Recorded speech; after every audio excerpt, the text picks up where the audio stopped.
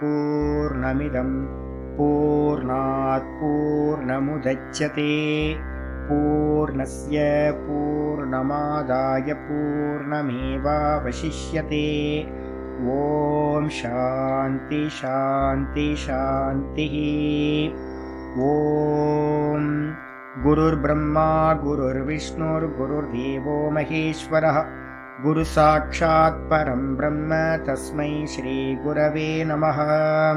शङ्करं शङ्कराचार्यं केशवं बादरायणं सूत्रभाष्यकृतौ वन्दे भगवन्तौ पुनः पुनः।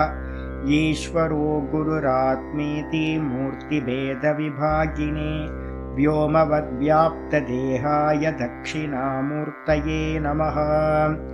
सदाशिवसमारम्भां शङ्कराचार्यमध्यमाम् अस्मदाचार्यपर्यन्तां वन्दे गुरुपरम्पराम्। ॐ यो ब्रह्माणं विदधाति पूर्वं यो वै वेदांश्च प्रहिणोति तस्मै तं हदेवमात्मबुद्धिप्रकाशं मुमुक्षुर्वै शरणमहं प्रपद्ये। ॐ शान्ति शान्ति शान्तिः। ॐ असतो मा सद्गमय तमसो मा ज्योतिर्गमय मृत्योर्मामृतं गमय। ॐ शान्ति शान्ति शान्तिः।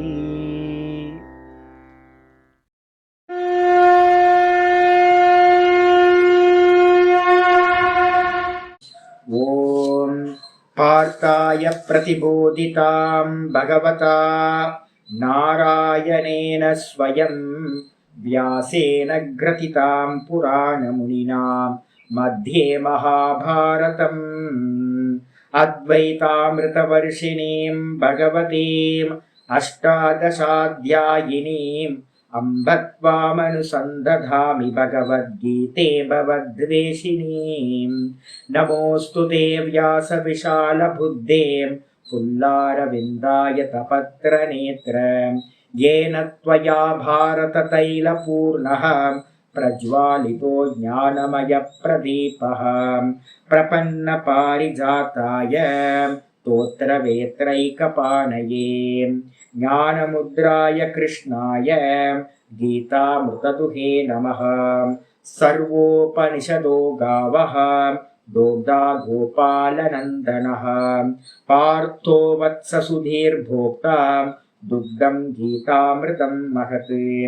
वसुदेवसुतं देवं कंसचाणूरमर्दनं देवकी परमानन्दं कृष्णं वन्दे जगद्गुरुम्। भीष्मद्रोणतटां जयद्रथजलां गान्धारनीलोत्पलां शल्यग्राहवती कृपेण वहनी कर्णेन वेलाकुलाम् अश्वत्थामविकर्णघोरमखरां दुर्योधनावर्तिनीं सोत्तीर्णा खलु पाण्डवैरननदीं कैवर्तककेशवः पाराशर्यवचः सरोजममलं गीतार्थगन्धोत्कटं नानाख्यानककेसरं हरिकथा सम्बोधनाभूतितम्। लोके सज्जनषट्पदैरहरः पेपीयमानं मुदा भूयाद्भारतपङ्कजं कलिमलं प्रध्वंसिनः श्रेयसे। मूकं करोति वाचालं पङ्गुं लङ्घयते गिरिं यत्कृपातमहं वन्दे परमानन्दमाधवम्। यं ब्रह्मा वरुणेन्द्ररुद्रमरुतः स्तुन्वन्ति दिव्यैस्तवैः वेदैः साङ्गपदक्रमोपनिषदैः गायन्ति यं सामगाः ध्यानावस्थिततद्गतेन मनसा पश्यन्ति यं योगिनः यस्यान्तं न विदुः सुरासुरगणाः। देवाय तस्मै नमः देवाय तस्मै नमः। ॐ श्रीकृष्णाय परमात्मने नमः। श्रीकृष्ण कृष्ण कृष्ण।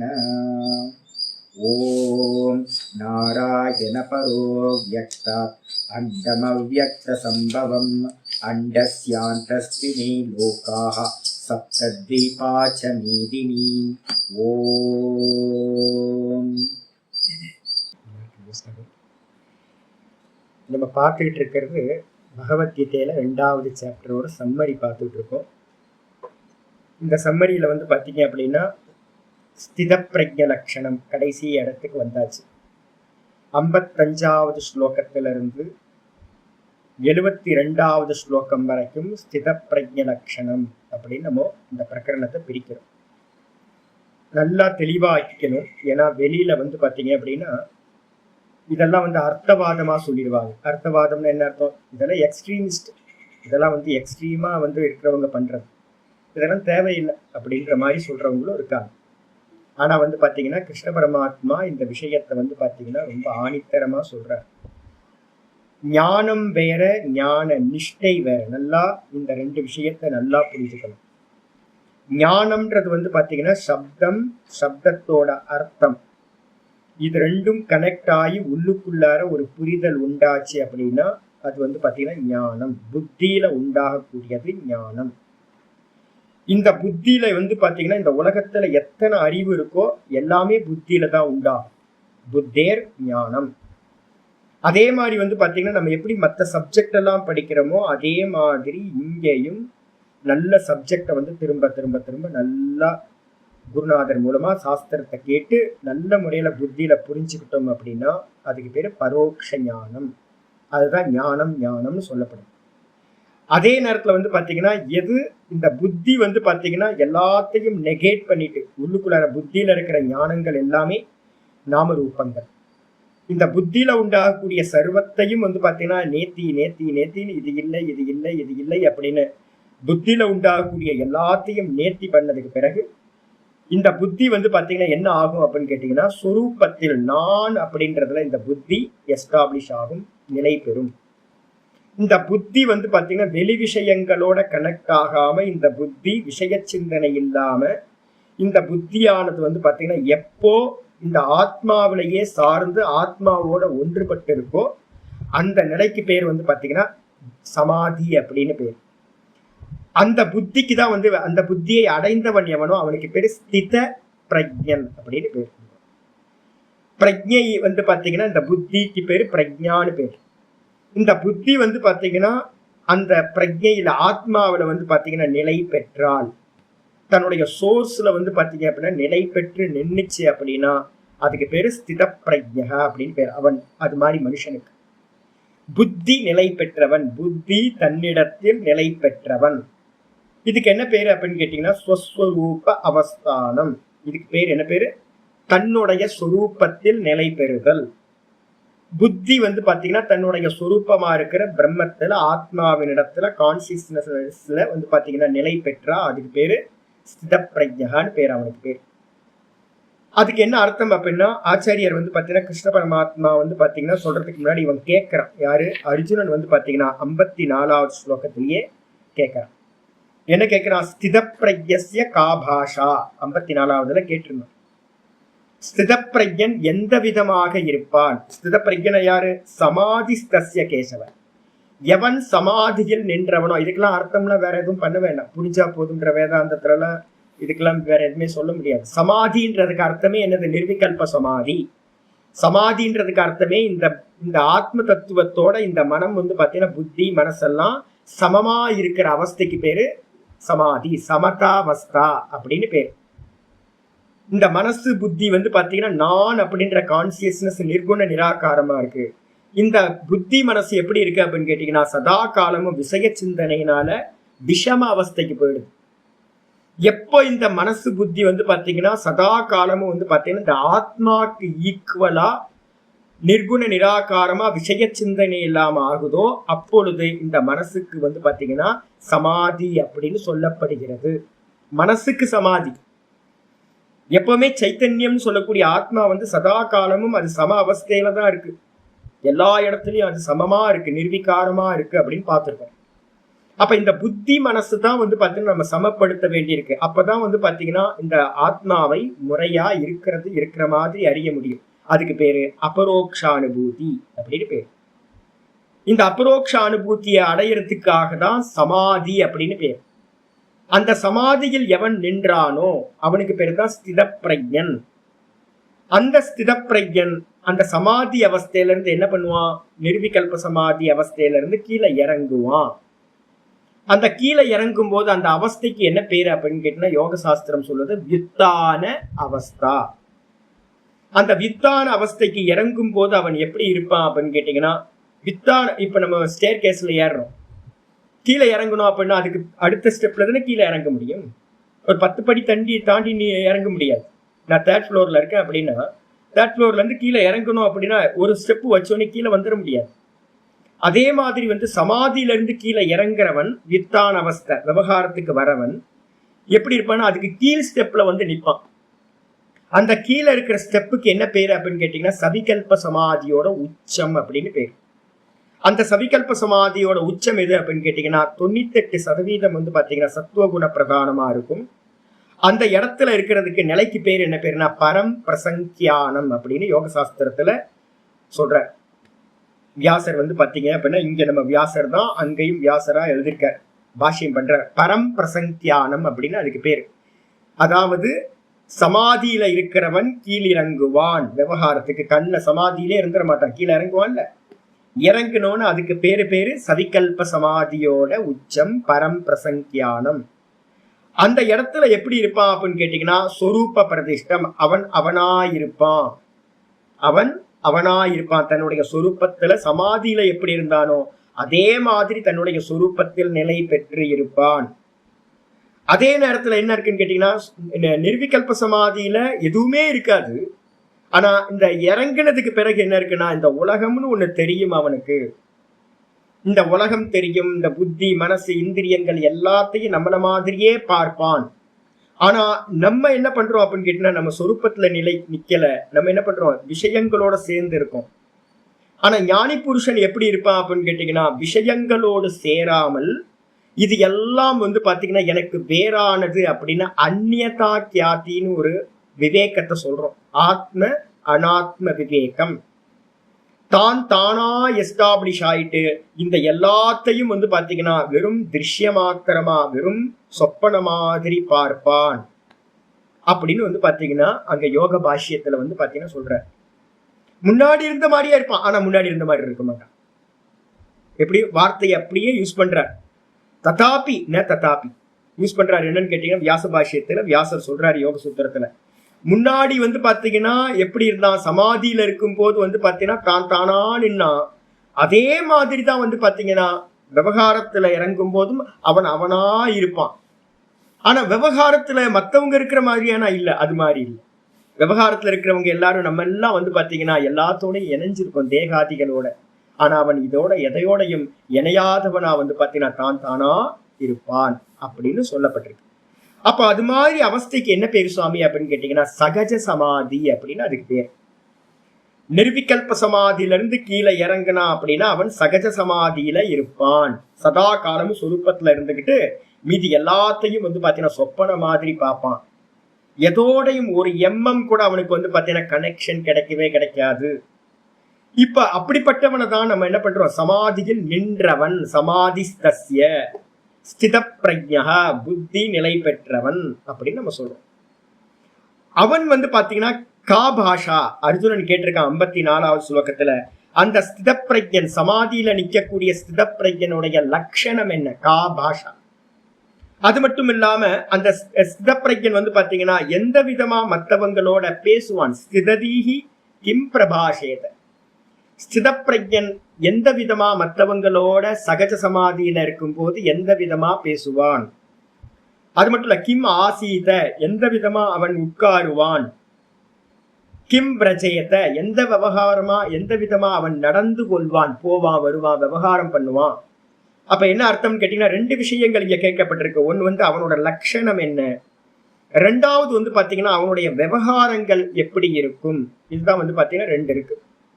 இந்த 2த்தையும் வந்து பாத்தீங்கன்னா கேள்வி கேட்டோன்னே பகவான் வந்து பார்த்தீங்கன்னா ஆரம்பிக்கிறார். ஸ்ரீ பகவான் உவாச்ச.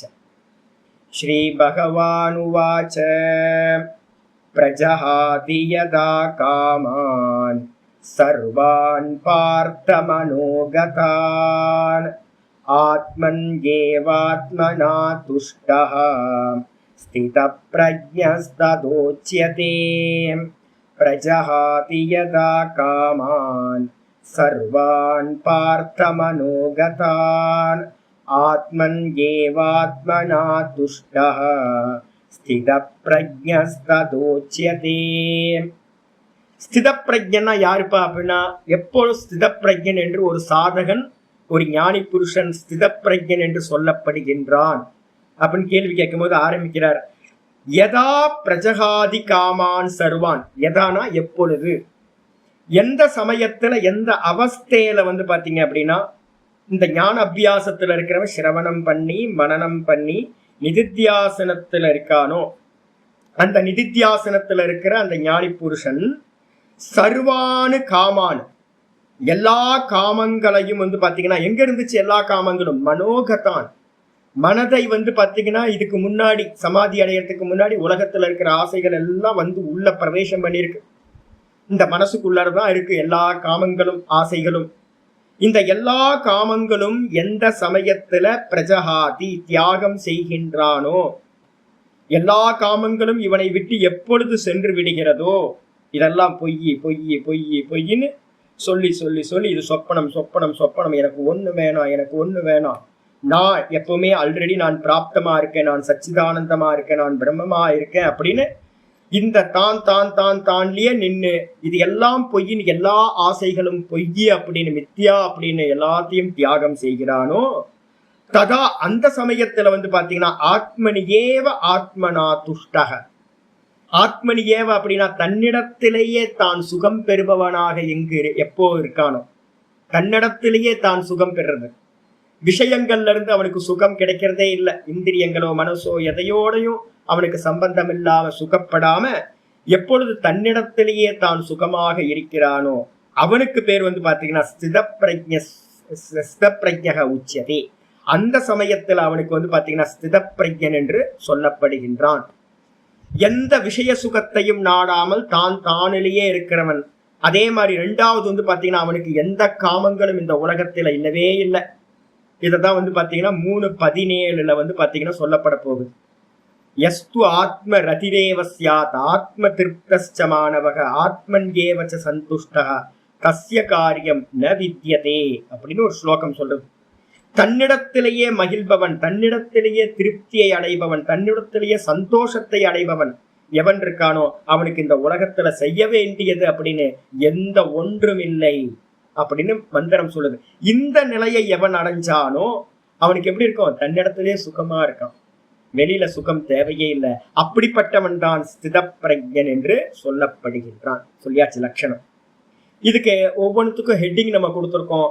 காம தியாகம், காமாதி தியாக அப்படின்னு இதுக்கு கொடுத்துருக்கோம். ஒருத்தனுக்கு ஆசை இருக்கு, இந்த உலகத்துல பத்தி ஏதாவது பண்ணணும் அப்படின்னு ஆசை இருந்தா இமீடியட்டா நீங்க என்ன பண்ணுங்க, ரொம்ப கொஞ்சம் கூட யோசிக்காதீங்க. ஏதாவது எவ்வளவு பெரிய தர்மமா இருக்கட்டும், இந்த உலகத்துல பெரிய பெரிய கர்மங்கள்லாம் இருக்கு. கோயில் கட்டலாம், நல்ல கர்மா தானே, அதுவும் ஆசை தானே சாமி. ₹1 திருடினாலும் திருடன் தான், 1000 ரூபாய் திருடினாலும் திருடன் தான், வைக்க போற திருடினாலும் திருடன் தான், தங்கத்தை வைரத்தை திருடினாலும் திருடன் தான், திருட்டு தான். அதே மாதிரி வந்து பாத்தீங்கன்னா ஆசை என்பது வந்து பாத்தீங்கன்னா அது தர்மத்துல இருந்தாலும் சரி அதர்மத்துல இருந்தாலும் சரி, நம்ம என்ன பண்றோம், ஆசைப்படுறோம் அப்படின்னா வெளியில இருக்கிறத சத்தியத்துவம் கொடுக்குறோம்னு அர்த்தம். வெளியில ஒருத்தனுக்கு சத்தியமா இருந்தா இது சத்தியமா இருக்குன்னா தான் ஆசையே வரும். காணல் ஜலத்தை வந்து பாத்தீங்கன்னா யாருக்காவது ஆசை வருமா? காணல் ஜலத்தை பார்த்து எனக்கு குளிச்சுக்கலாம்னு ஆசை வருமானா? கண்டிப்பா வரவே வராது. ஏன் அப்படின்னா நமக்கு நல்லா தெரியும் புத்தியில இது காணல் ஜலம், குடிக்க முடியாது, தாகம் தீராது அப்படின்னு. தட்சிணாமூர்த்தி சுவாமிகள் அப்படின்னு வந்து பாத்தீங்கன்னா ஒருத்தர் ஃபேமஸான சுவாமி இருந்தார். தட்சிணாமூர்த்தி சுவாமி வந்து பாத்தீங்கன்னா சொல்றார், வெயில்ல படுத்திருக்கார். நல்ல குளக்கரையில வந்து மே மாச வெயில்ல வந்து பாத்தீங்கன்னா குளக்கரையில கல்லுல படுத்திருக்கும் போது சந்திரசேகர பாரதி சுவாமிகள் வந்து பாத்தீங்கன்னா யாத்திரை பண்ணும் போது அந்த பக்கம் பாக்குறார். ஆப்போசிட் கரையில இருந்து சுவாமி அனுஷ்டானத்துக்கு உட்காரும் போது பாக்குறார், தட்சிணாமூர்த்தி சுவாமி கௌப்பீனம் கட்டிக்கிட்டு அந்த நல்ல வெயில் எப்படி இருக்காங்க, ஒரு நிமிஷம் நிக்க முடியாது. அது மாதிரி இடத்துல படுத்து கிடக்குறார். தட்சிணாமூர்த்தி சுவாமிகிட்ட வந்து பாத்தீங்கன்னா இவங்க 2 சேவகர்களை அனுப்புறார். போய் அவரை கொஞ்சம் நிழல்ல படுக்க சொல்லுங்க, தகிக்குது, வெயில் தகிக்குது, கண்ணும் கீழே தகிக்குது அப்படின்னு. இவங்க 2 பேரும் சேவகர்கள் போய் சொல்றாங்க, சுவாமி சொல்றாங்க நீங்க கொஞ்சம் நிழல்ல படுத்துப்பீங்களாம் போய் அப்படின்னு. உடனே வந்து பாத்தீங்கன்னா நம்ம தட்சிணாமூர்த்தி சுவாமி சொல்லியிருக்கார், காணல் ஜலம் தாகத்தை போக்கும் என்றால் இந்த வெயில் என்னை சுடும் அப்படின்னார். ஒரே ஒரு வார்த்தை. இதான் ஞானியோட லட்சணம். காணல் ஜலம் வந்து எந்த காலத்திலையும் தாகத்தை போக்கவே போக்காது. உண்மைதானே? காணல் ஜலத்தை குடிக்க முடியுமா? முடியாது. அதே மாதிரி வந்து பாத்தீங்கன்னா இந்த வெயில் வந்து பாத்தீங்கன்னா தேகத்தை சுடும், ஆனால் வந்து பாத்தீங்கன்னா நானை கொஞ்சமும் சுடவே சுடாது. முக்கியம், நான் ஆத்மாவா இருக்க என்ன வந்து பாத்தீங்க அப்படின்னா வெயில் சுடாது. காணல் ஜலம் எப்படியோ பொய்யோ அதே மாதிரி இந்த வெயிலும் பொய், இந்த தேகமும் பொய், நான் மாத்திரம் சத்தியம் அப்படின்னு தட்சிணாமூர்த்தி சுவாமிகள் சொல்ற. இதான் ஞானத்தோட சிதப்பிரஜனோட லட்சணம் வந்து பாத்தீங்கன்னா இதுதான். இந்த தேகம் சத்தியம் சொன்னா கொஞ்சமாவது வந்து பாத்தீங்கன்னா தேகம் நான் அப்படின்னு என்ன வந்துருச்சு அப்படின்னா இந்த தேகத்தோட லட்சணத்துல வந்து பாத்தீங்கன்னா ஆசைப்படுவோம். நம்ம இந்த பாதுகாக்கணும், இதுக்கு வந்து பாத்தீங்கன்னா போகங்களை கொடுக்கணும், இது மாதிரிலாம் நமக்கு ஆசைகள் வரும். அப்ப அதனால வந்து பாத்தீங்கன்னா என்னன்னு கேட்டீங்கன்னா எந்த ஒரு ஆசையும் இல்லாதவன், இது எல்லாம் பொய்யின் எவன் அறிந்தானோ அவன் புத்தி நிலை பெற்றது என்று சொல்லப்படுகிறது. சொல்லியாச்சு. 55. 56வது ஸ்லோகம் சொல்லுது. இப்ப இதுக்கப்புறம் வந்து பாத்தீங்கன்னா ஆசைகளை விட்டா வந்து பாத்தீங்கன்னா என்ன, ஆசைகளை விடுறதுக்கு என்ன சுவாமி பண்ணணும் அப்படிங்கும்போது, யாரெல்லாம் ஞான நிஷ்டையை அடையணும்னு விரும்புறோமோ, இப்ப ஞானியோட ஸ்லோகங்கள் எல்லாத்தையும் நம்ம பார்க்கணும். இதை எல்லாத்தையும் நம்ம என்ன பண்ணணும்னு கேட்டீங்கன்னா உள்வாங்கணும், நம்ம அப்ளை பண்ணணும். எது வரைக்கும் காமம் இருக்கோ அது வரைக்கும் நமக்கு நிஷ்டை கூடவே கூடாது, ஆத்மானுபூதி நடக்கவே நடக்காது. அப்ப எப்ப நடக்கும் அப்படின்னா நல்லா புரிஞ்சுக்கணும், காமங்கள் எல்லாமே பொய்யானது. இதுதான் முக்கியம். நான் ஆசைப்படுறது எல்லாமே பொய்ய ஆசைப்பட்டு இருக்கேன், காணல் ஜலத்தை ஆசைப்பட்டு இருக்கேன். அப்ப அதனால ஒவ்வொன்றுத்தையும் நம்ம என்ன பண்ணணும், நல்லா ஆராய்ச்சி பார்த்து என்ன பண்ணணும், இது பொய் எல்லாம் சொப்பன மாதிரி அப்படின்னு நெகேட் பண்ணணும். இது ஒரு முதல் நாள் சாதகர்களுக்கு. இதுக்கு அடுத்து சொல்றாரு, துக்கேஷ்வனுத்விக்னமனாஹ சுகேஷு விகதஸ்பிருகஹ வீதராகபய க்ரோதஹ ஸ்திததீர் முனிருச்யதே. துக்கேஷ்வனுத்விக்னமனாஹ சுகேஷு விகதஸ்பிருகஹ வீதராகபய க்ரோதஹ ஸ்திததீர் முனிருச்யதே. 56வது ஸ்லோகம். துக்கேஷு அனுத்விக்னமனாக, அவன் எப்படி இருப்பான் அப்படின்னு கேட்டீங்கன்னா ரமண பகவானோட லைஃப் ஹிஸ்டரி எடுத்து பார்த்தீங்கன்னா தெரியும். தானா நின்னவன் என்ன ஆவான்னு கேட்டீங்கன்னா, இந்த சரீரத்துக்கு எதெல்லாம் துக்கங்கள் சம்பவிக்குதோ, துக்கம் எங்க சம்பவிக்கும்? சரீரத்துக்கு தானே. மனசுக்கு சம்பவிக்கும், சரீரத்துக்கு சம்பவிக்கும், இந்திரியங்களுக்கு சம்பவிக்கும். இந்த மனசை என்ன பண்ணிட்டான் இவன் சிதப்பிரஜன், என்ன பண்ணிட்டான் அப்படின்னு கேட்டீங்கன்னா பிரம்மத்துல நிலை பெற வச்சுட்டான் அந்த கரணத்தை.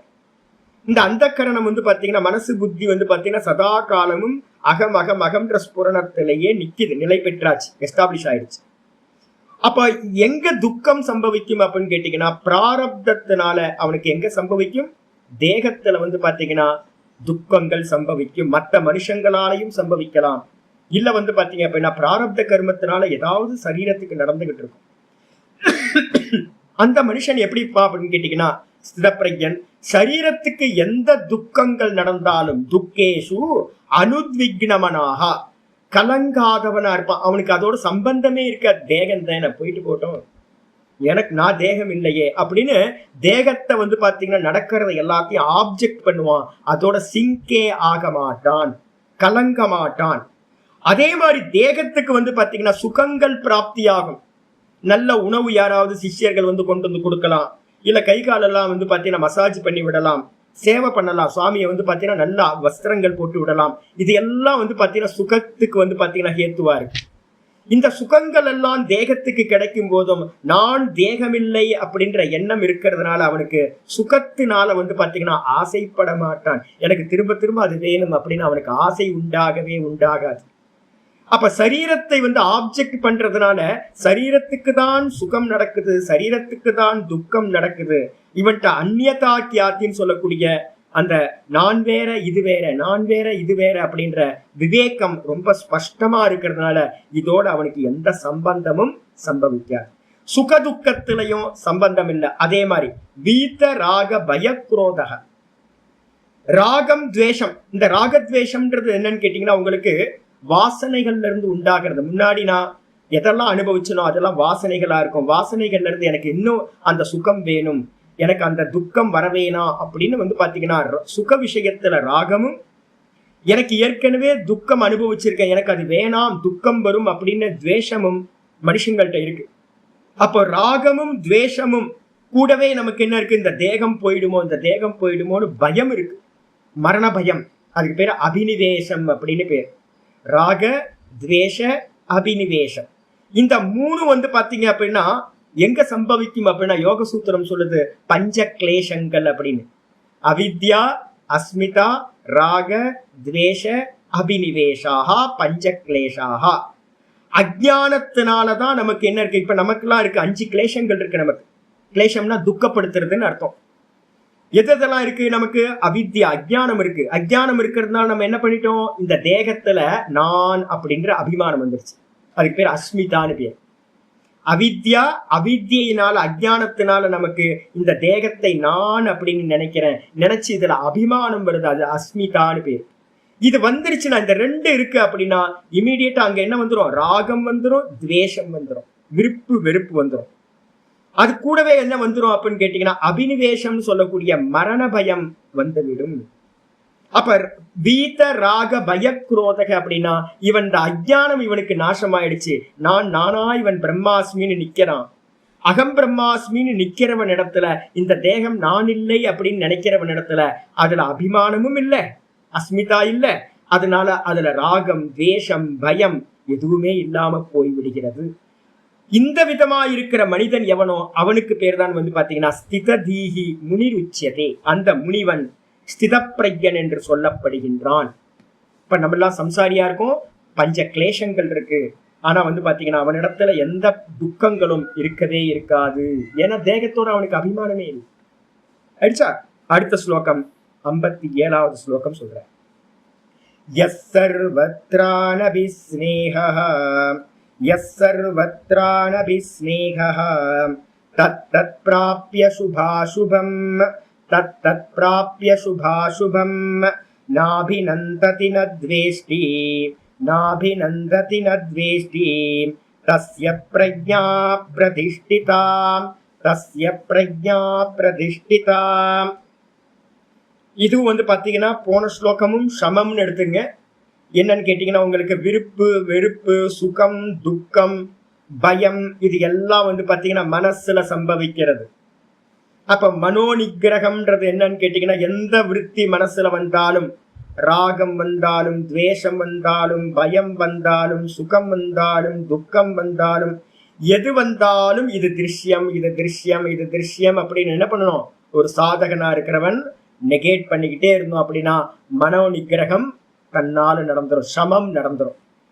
இதுக்கு அடுத்த ஸ்லோகமா இருக்கிற 57 சமத்தை தான் சொல்லுது. சமம்னா மனோ நிகிரகா.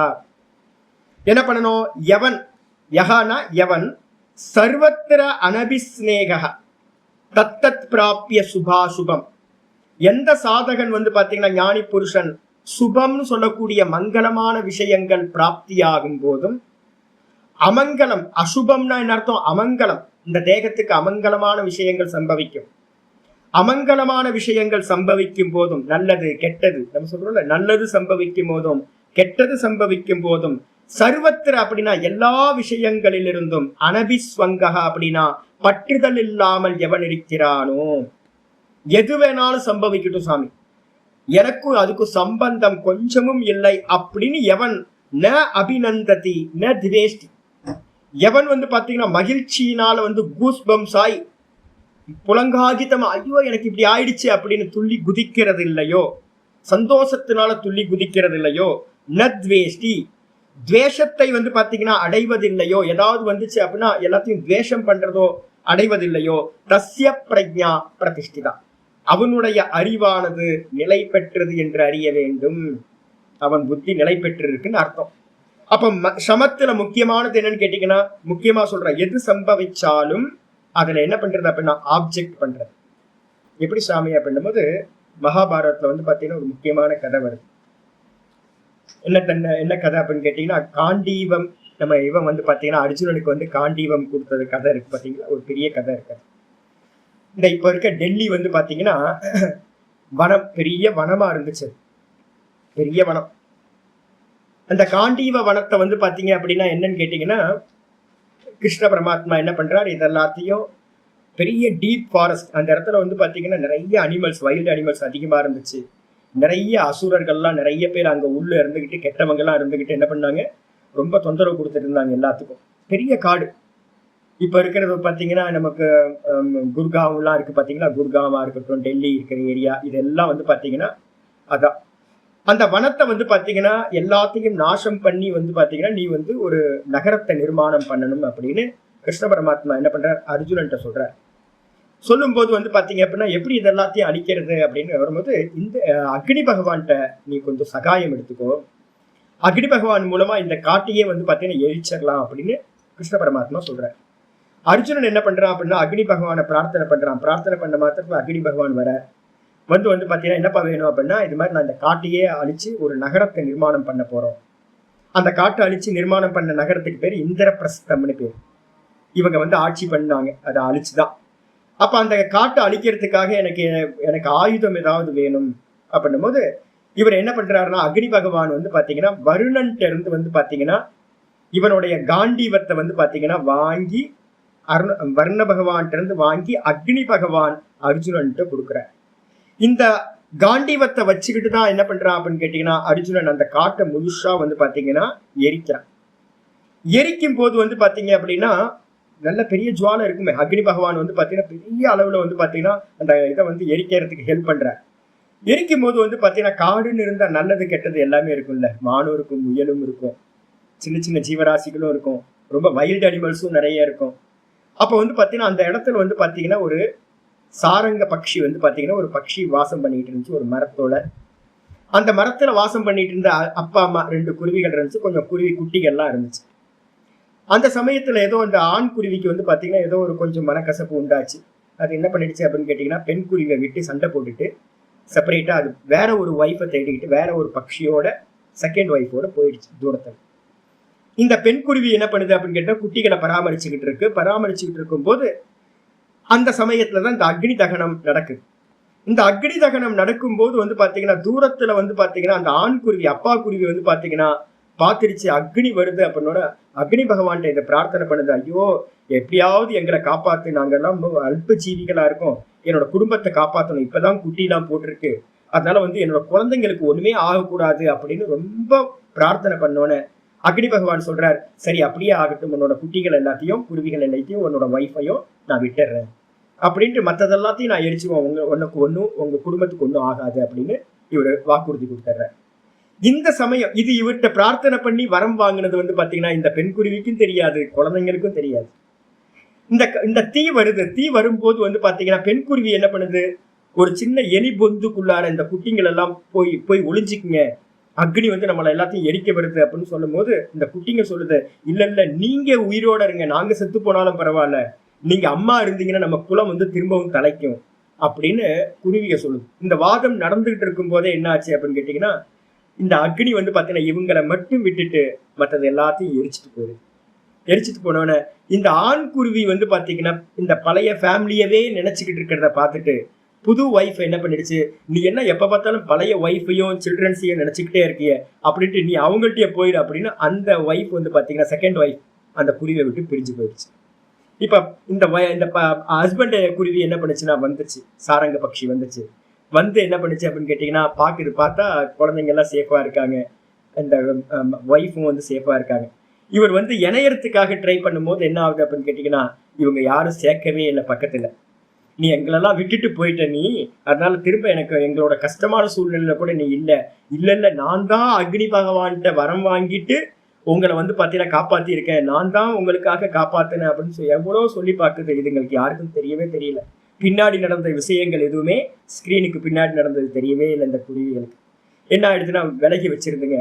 இவர் வந்து பாத்தீங்கன்னா மனசு நொந்து போய் வந்து பாத்தீங்கன்னா திரும்ப பிரார்த்தனை பண்றாரு பகவான்கிட்ட, ஏன் இது மாதிரி, நான் வந்து நல்லது தானே பண்ணியிருக்கேன், குருவிகள்லாம் நல்லா இருக்கணும், குழந்தைங்களாம் நல்லா இருக்கணும், நான் நல்லது பண்ணியிருக்கேனே, அப்போ கூட வந்து பார்த்தீங்கன்னா எனக்கு மனசு இவ்வளோ சங்கடப்படுற மாதிரி இவ்வளோ காரியங்கள் நடந்திருக்கு, ஏன் அப்படின்னு வரும்போது அப்போ வந்து பார்த்தீங்கன்னா அப்போ வந்து பார்த்தீங்கன்னா அசரீரி கேட்குது, நீ முந்தின ஜென்மத்துல வந்து ஒரு முனிவனா இருந்த, அந்த முனிவனா இருக்கும்போது வந்து பாத்தீங்க அப்படின்னா மோட்ச மார்க்கத்துல நீ போயிட்டு இருந்த, அந்த மோட்ச மார்க்கத்துல போகும்போது நல்லா போயிட்டு இருக்கும்போது வந்து பாத்தீங்கன்னா உனக்கு விக்னங்கள்லாம் வந்துச்சு.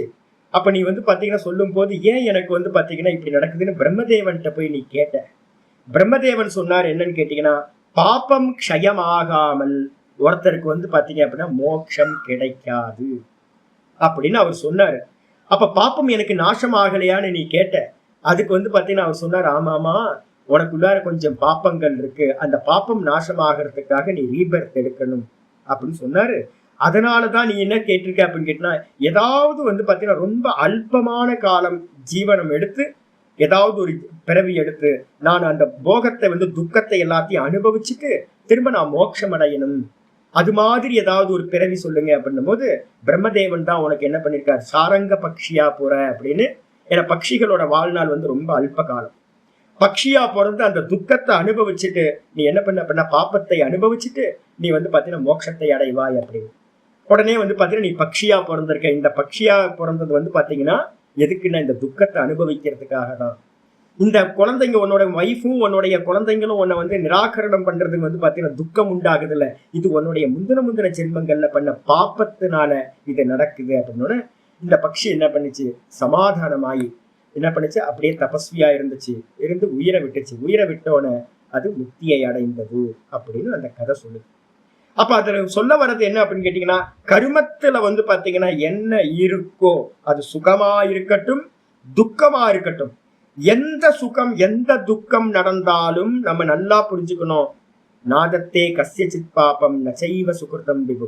கீதால சொல்லப்போற, நான் யாருக்கும் புண்ணியத்தையும் தரதில்லை, நான் யாருக்கும் பாப்பத்தையும் தரதில்லை, சுகத்தையும் நான் தரதில்லை, துக்கத்தையும் நான் தரதில்லை.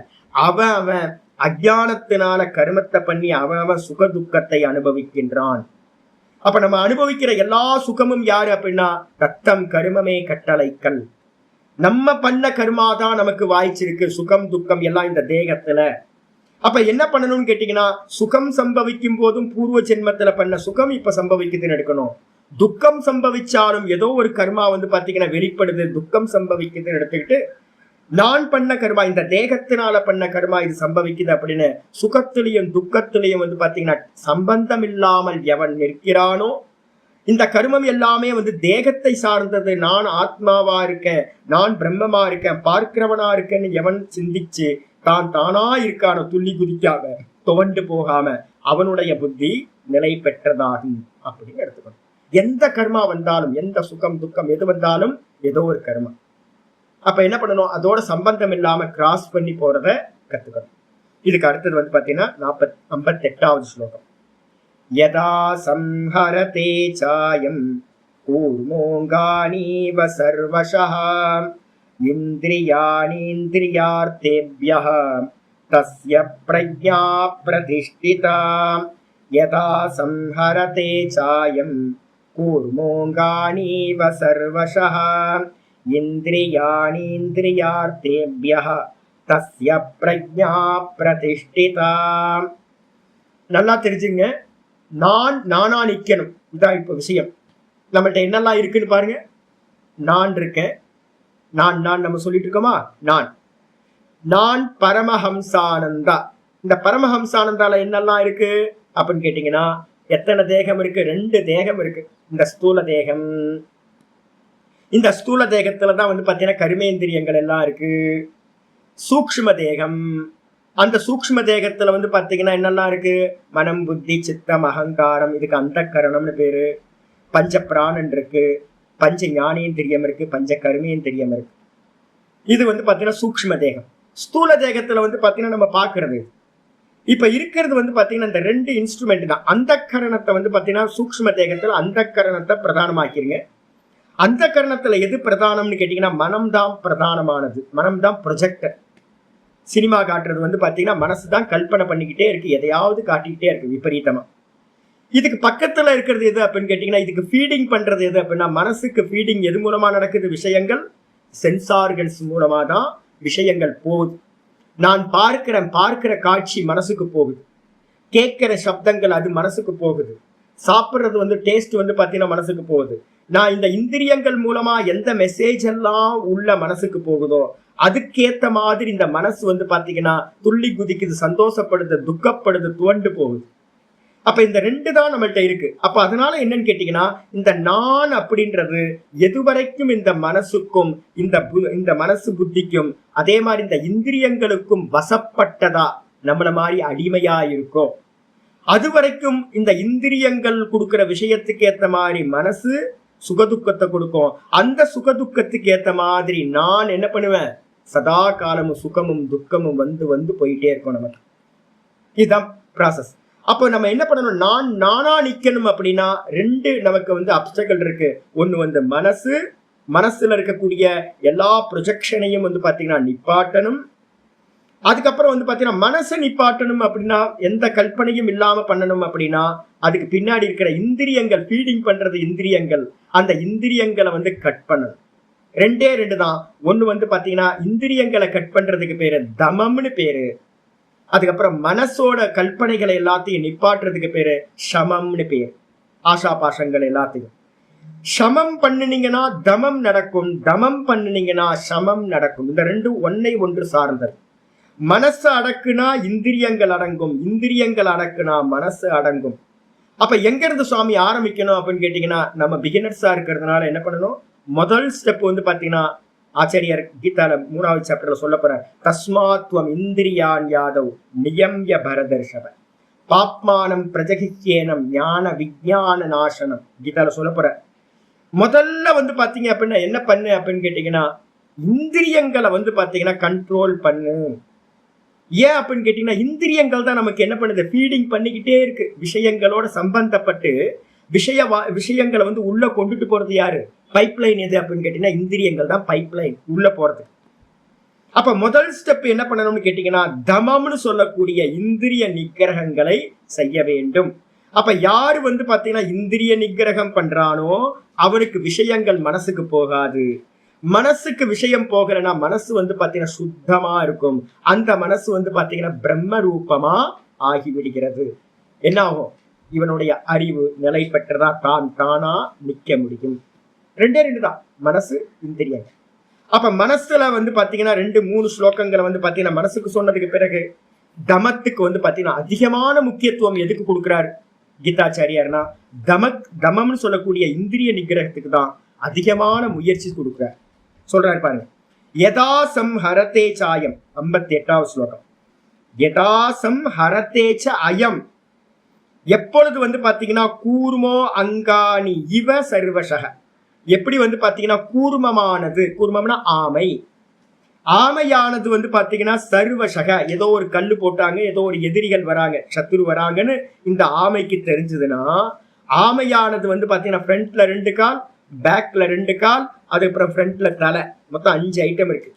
இந்த 5 ஐட்டத்தையும் என்ன பண்ணுது அப்படின்னு கேட்டா, உள்ள சர்வசகன சுத்திலும் எல்லா திசையிலும் இருக்கக்கூடிய எல்லாத்தையும் பாத்தீங்கன்னா சம்ஹரத்தே, சம்ஹரத்தேனா குவித்துக் கொள்கிறதோ, உள்ளிழுத்து கொள்கின்றதோ. எந்த விதமா அயம் கூறுமோ, இந்த ஆமையானது தன்னுடைய அங்கங்களை எல்லா திசைகளிலும் இருந்தும் உள்ளிழுத்து கொண்டு அந்த ஓட்டுக்குள்ளார போய் அடைஞ்சிருதோ, எதிரிகளால அதுக்கு எந்த ஒரு ப்ராப்ளமும் வரதில்லை. அதே மாதிரி பாத்தீங்கன்னா அந்த விதமாகவே எந்த சாதகன் ஞானி புருஷன் இந்திரியாணி இந்திரியார்த்தேபிய, இந்திரிய விஷயங்களில் போறது நேச்சரே பாத்தீங்கன்னா விஷயங்களை நோக்கி போறதுதான் இந்த இந்திரியங்களோட வேலை. இந்த இந்திரியங்கள் இந்திரிய விஷயங்கள்ல போகாம, இந்திரியங்களை எவன் தன்னுடைய சொரூபத்திலேய குவித்து கொள்கிறானோ, இந்திரியங்களை மனசுல குவிச்சு மனச பாத்தீங்கன்னா ஆத்மாவில் குளித்து கொள்கிறானோ, ஃபர்ஸ்ட் எடுத்தோன்னு இந்திரியங்களை எடுத்துக்கணும், வித்ரா பண்றது. இந்த ஆம மாதிரியே எவன் குவித்து கொள்கிறானோ அவனுடைய அறிவு நிலை பெற்றதாகும். பைப்லைன் கட் ஆயாச்சு, டேட்டாஸ் உள்ளேயே வரல. டேட்டாஸ் உள்ள வந்தாதானே மனசு கல்பனை பண்ணும் சுகம் துக்கத்தை. அப்ப டேட்டாஸ் வரல அப்படின்னா என்ன ஆகும், மனசு சொச்சமா இருக்கும். அந்த மனசு பாத்தீங்கன்னா அந்தர்முகமா தானா நிக்க ஆரம்பிக்கும். இதான் முக்கியமா சொல்லியாச்சு. அப்போ இந்த ஸ்லோகம் தமத்தை பத்தி பேசுது. அதிகமான தமம் தான் இங்க சொல்ல போற. அடுத்தது 59வது ஸ்லோகம். விஷயா வினிவர்த்தந்தே நிராஹாரஸ்ய தேஹினஹ ரசவர்ஜம் ரசோப்யஸ்ய பரம் திருஷ்ட்வா நிவர்த்ததே. விஷயா வினிவர்த்தந்தே நிராஹாரஸ்ய தேஹினஹ ரசவர்ஜம் ரசோப்யஸ்ய பரம் திருஷ்ட்வா நிவர்த்ததே. இதுக்கு என்ன பேரு அப்படின்னு கேட்டா வாசனாக்ஷயம்னு மேல போட்டுக்கணும். விஷயா வினிவர்த்தந்தே நிராகாரஸ்ய தேகினக. யாரெல்லாம் நோயாளியா இருக்காங்களோ, நிறைய ரோகிகள் இருக்காங்க இந்த உலகத்துல, ஹாஸ்பிட்டல்ல போய் பாத்தீங்கன்னா அவ்வளோ இருக்கு. நமக்கே பாத்தீங்க அப்படின்னா ஜுரம் ஃபீவர் ஏதாவது வந்துச்சுன்னா நாக்கெல்லாம் கசக்கும், எதுவும் சாப்பிட முடியாது, வீடியோ பார்க்க முடியாது, கண்ணெல்லாம் சோர்ந்து போகும், ஆடியோ கேட்கறதுக்கு போர் அடிக்கும், மனசு பாத்தீங்கன்னா சோம்பி போயிருக்கும், சும்மா இருந்தா தூங்குனா போதும்னு இருக்கும், அப்படியே படுத்து கிடந்தா இருக்கும், நல்லா இருக்கும். நம்மளை சுத்தி வீட்டுல பாத்தீங்கன்னா எல்லா வஸ்துக்களும் இருந்தாலும் கூட ரோகி என்ன பண்ணுவான், ரோகம் வந்துச்சு அப்படின்னா எதையும் எடுக்கணும்னு அவனுக்கு ஆசைப்படவே படாது மனசு அந்த சமயத்துல. அதே மாதிரி ஏஜ்டு ஆனவங்களுக்கு எல்லாம் என்ன இருக்கும், ஒரு ஏஜுக்கு மேல சென்ஸ் ஆர்கன்ஸ் எல்லாமே ஃபெயிலியர் ஆயிருக்கும். அந்த சென்ஸ் ஆர்கன்ஸ் எல்லாம் ஃபெயிலியர் ஆனதுனால, சாமர்த்தியம் இல்லாததுனால அவங்களுக்கும் அதே மாதிரி இருக்கும். அதுக்கப்புறம் தபஸ்வியா ஒருத்தன் இருக்கான், தபஸ் பண்றான், அவனுக்கும் பாத்தீங்கன்னா விஷயங்கள் எல்லாம் இருக்கும், அவனுக்கும் பாத்தீங்கன்னா விஷயங்கள்ல மனசு போகாம அவன் என்ன பண்ணுவான், கண்ட்ரோல் பண்ணியிருப்பான்.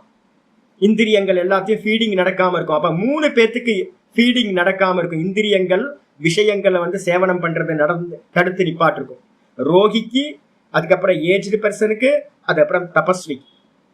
இவங்க எல்லாத்துக்கும் பாத்தீங்கன்னா விஷயா வினிவர்த்தந்தே, விஷயங்கள் எல்லாம் நிவிருத்தியா இருக்கு.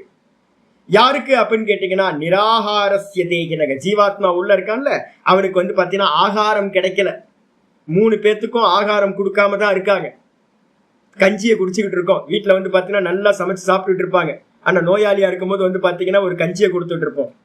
வயசானதுக்கு பிறகு சுகர் பேஷண்ட் ஆயிட்டீங்கன்னா கோதுமை கஞ்சியும் உப்பு இல்லாத ரொட்டியும் கொடுத்து சாப்பிட சொல்லுவாங்க. அரை இட்லி சாப்பிடணும். சட்னிலாம் தேங்காய் சட்னிலாம் சாப்பிடாது, அரை இட்லி பாத்தீங்கன்னா வெறுமனே சாப்பிடுன்றுவாங்க, தயிரை தொப்பு சாப்பிடுன்றுவாங்க. ரொம்ப கஷ்டமா போயிடும். அப்போ இந்திரியங்கள், இந்த விஷயங்கள் பாத்தீங்கன்னா உள்ள இருக்கிறவனுக்கு ஃபீடிங் நடக்காம இருக்கு. நிராகாரம்னு பேரு. நிராகாரம்னா ஆகாரம் இல்லாம இந்திரியங்கள் எல்லாத்துக்கும் ஃபீடிங் நடக்காம போயிடுது இந்த 3 பேத்துக்கும்.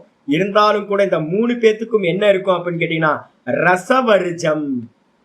எது இல்லாம போகுது அப்படின்னா உள்ளுக்குள்ளார இருக்கிற ஆசைகளை விட்டுட்டு மற்றதெல்லாம் நிரோதமாகுது. உள்ள அப்படியே விஷய ஆசைகள் பாத்தீங்கன்னா வாசனைகளா நம்ம ஏற்கனவே போகம் பண்ணதெல்லாம் நோயாளிக்கும் உள்ளுக்குள்ளார இருக்கும். அதே மாதிரி தபஸ்விக்கும் பாத்தீங்கன்னா உள்ளுக்குள்ளார அந்த வாசனைகள் இருக்கும். அதே மாதிரி பாத்தீங்க அப்படின்னா வயசானவங்களுக்கும் பாத்தீங்கன்னா அந்த வாசனைகள் அப்படியே சித்தத்துல இருக்கும்.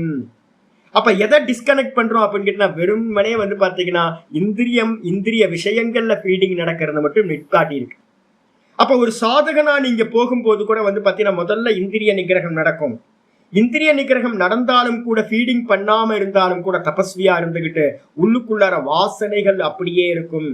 சொல்ல போறோம் யோக சூத்திரத்துல வாசனைகளை பிரிக்க போறோம். அங்க டீப்பா அதை பத்தி அனலைஸ் பண்ணுவோம். எப்ப சுவாமி அந்த வாசனைகளுக்கு நாசம் நடக்கும் அப்படின்னு கேட்டீங்கன்னா ஆச்சாரியர் சொல்றார், ரசோ அப்பி அஸ்ய சாதகசிய. அந்த சாதகனுக்கு பாத்தீங்கன்னா அந்த ரசம்னு சொல்லக்கூடிய அந்த வாசனையும் கூட பரம் திருஷ்டுவா நிவர்த்ததை. ஆத்ம சாட்சா்காரம் எந்த சமயத்துல நடக்குதோ அந்த சமயத்துல அந்த வாசனைகளும் இல்லாமல் போய் விடுகிறது. ராமனை எப்ப பார்த்தோமோ அப்ப காமன் இல்லாம போயிடுவான். பிரகாசம் என்னைக்கு வந்துச்சோ, எந்த க்ஷணத்துல பிரகாசம் வந்துச்சோ அந்த க்ஷணத்துல பயமும் போயிடும். எந்த க்ஷணத்துல பாத்தீங்கன்னா இந்த சிப்பின்னு நம்ம கையில எடுக்கிறோமோ அந்த சமயத்துல அது வெள்ளின்ற புத்தி போயிடும். அதே மாதிரி பாத்தீங்கன்னா எந்த சமயத்துல ஒருத்தனுக்கு ஆத்ம சாட்சா்காரம் உண்டாகுதோ, அபரோக்ஷானுபூதி உண்டாகுதோ அந்த க்ஷணத்துல பாத்தீங்க அப்படின்னா இந்த வாசனைகள் நிவர்த்தியாகுது அப்படின்னு சொல்லியாச்சு. இதுக்கப்புறம் 60வது ஸ்லோகம். யததோ ஹ்யபி கௌந்தேய புருஷஸ்ய விபஸ்சிதஹ இந்திரியாணி பிரமாதீனி ஹரந்தி பிரசபம் மனஹ. யததோ ஹ்யபி கௌந்தேய புருஷஸ்ய விபஸ்சிதஹ இந்திரியாணி பிரமாதீனி ஹரந்தே பிரசபம் மனஹா. இதுவும் தமம். இந்த ஸ்லோகத்துக்கு மேலேயும் தமம்னு போட்டுக்கணும். தமம்னா இந்திரிய நிகிரகம். ஆச்சாரியர் சொல்றார், ஹே கௌந்தேய, ஹே அர்ஜுனா, யதத்தோஹியபி புருஷஸ்ய, நல்ல முயற்சி பண்ணக்கூடிய புருஷனுக்கும் கூட, மனுஷனுக்கும் கூட ஒரு சாதகன் இருக்கான், நல்ல முயற்சி பண்றான். எப்படிப்பட்ட மனுஷன்? விபஸ்சிதக, நல்ல சாஸ்திரத்தையும் படிச்சிருக்கான், குருநாதர் மூலமா பாத்தீங்கன்னா தத்துவத்தையும் படிச்சிருக்கான், சிரவணம் பண்ணிருக்கான், மனநமும் பாத்தீங்கன்னா பண்ணிட்டு இருக்கான், நல்ல ஆலோசனை எல்லாம் பண்ணிட்டு இருக்கான், சாஸ்திரம் நல்லா தெரியும், பரோட்ச ஞானியா இருக்கான். விபஸ்சிதக, ஆத்மா என்ன அனாத்மா என்னன்னு தெரியும், தேகம் எது நான் தேகம் இல்லை அப்படின்றதெல்லாம் தெரியும், லிட்ரலா தெரியும். அப்படிப்பட்ட விவேகம் இருக்கக்கூடிய முயற்சி செய்யக்கூடிய புருஷனுக்கும் கூட இந்த இந்திரியாணி பிரமாதீனி, இந்த இந்திரியங்கள் இருக்குல்ல, இதுக்கு முன்னாடி நிறைய போக வாசனைகளை போகங்களை அனுபவிச்சு அனுபவிச்சு அனுபவிச்சு அதெல்லாம் எங்க இருக்கும்? ஸ்டோர் ஆயிருக்கும். அப்படின்னா அந்த வாசனைகளா உள்ளுக்குள்ளார பாத்தீங்கன்னா ஸ்டோர் ஆயிருக்கு. அது உள்ள கிடந்துகிட்டு என்ன பண்ணுன்னு கேட்டீங்கன்னா பிரமாதீனி. பிரமாதீனா என்ன பண்ணுது அப்படின்னா, மத்து எப்படி கடையுமோ பருப்பை, அதே மாதிரி பாத்தீங்கன்னா இவனுடைய மனதை பாத்தீங்கன்னா கடைந்தெடுக்கின்றன இந்திரியங்கள். இந்த இந்திரியங்கள் மத்தை போன்று இவனை கடைந்தெடுக்கின்றன விஷய வாசனைகள். அது மட்டும் இல்ல, ஹரந்தி பிரசபம் மனக, இவைகள் என்ன பண்ணுது அப்படின்னு கேட்டீங்கன்னா வலுக்கட்டாயமா அந்த வாசனை மனசுக்குள்ளார வரும். மனசுக்குள்ளார வந்த மாத்திரத்துல இந்த விஷய வாசனைகள் என்ன பண்ணும் அப்படின்னு கேட்டீங்கன்னா இவனை வலுக்கட்டாயமாக அடங்காத இந்திரியங்கள் இவனை வலுக்கட்டாயமா இவனுடைய மனதை வெளிநோக்கி இழுத்து செல்கின்றன.